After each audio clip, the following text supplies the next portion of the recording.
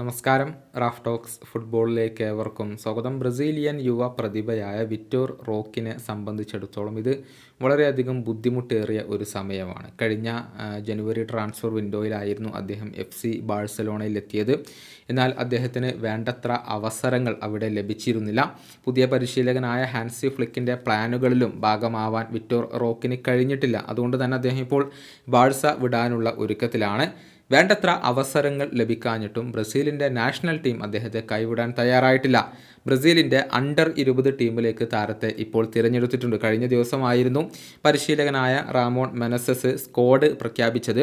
23 അംഗ സ്ക്വാഡിൽ ഇടം നേടാൻ റോക്കിന് ഇപ്പോൾ കഴിഞ്ഞിട്ടുണ്ട്. വരുന്ന സെപ്റ്റംബറിലെ ഇൻ്റർനാഷണൽ ബ്രേക്കിൽ 2 സൗഹൃദ മത്സരങ്ങളാണ് ബ്രസീലിൻ്റെ അണ്ടർ 20 ടീം കളിക്കുന്നത്. 2 മത്സരങ്ങളും മെക്സിക്കോക്കെതിരെയാണ്. വരുന്ന ജനുവരി മാസത്തിൽ പെറുവിൽ വെച്ചുകൊണ്ട് സൗത്ത് അമേരിക്കൻ ചാമ്പ്യൻഷിപ്പ് നടക്കുന്നുണ്ട്. അതിൻ്റെ തയ്യാറെടുപ്പ് എന്നോണമാണ് ഈ 2 സൗഹൃദ മത്സരങ്ങൾ ബ്രസീൽ ഇപ്പോൾ കളിക്കുന്നത്. സെപ്റ്റംബർ 5-ാം തീയതിയും സെപ്റ്റംബർ 8-ാം തീയതിയുമാണ് ഈ മത്സരങ്ങൾ നടക്കുക. സെപ്റ്റംബർ 2-ാം തീയതിയാണ് ഈ താരങ്ങൾ ബ്രസീൽ ടീമിനോടൊപ്പം ജോയിൻ ചെയ്യുക. സെപ്റ്റംബർ 9-ാം തീയതി അവർ തങ്ങളുടെ ക്ലബ്ബുകളിലേക്ക് മടങ്ങുകയും ചെയ്യും എന്നുള്ളതാണ്. ഏതായാലും ബ്രസീലിൻ്റെ ആ ഒരു സ്ക്വാഡ് നമുക്കൊന്ന് പരിശോധിക്കാം.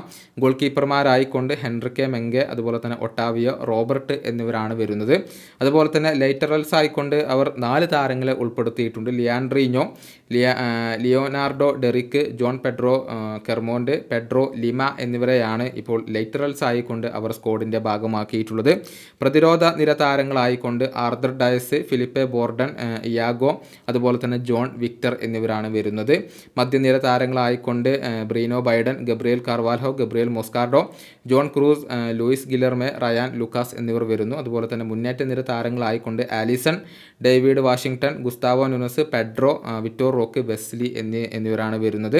ഏതായാലും വരുന്ന 2 മത്സരങ്ങളിലും ബ്രസീലിൻ്റെ അണ്ടർ 20 ടീം മികച്ച വിജയം സ്വന്തമാക്കും എന്ന് തന്നെയാണ് ഇപ്പോൾ എല്ലാവരും പ്രതീക്ഷിക്കുന്നത്. ഈ വീഡിയോയുടെ അവസാനിപ്പിക്കുന്നു. കാണാം.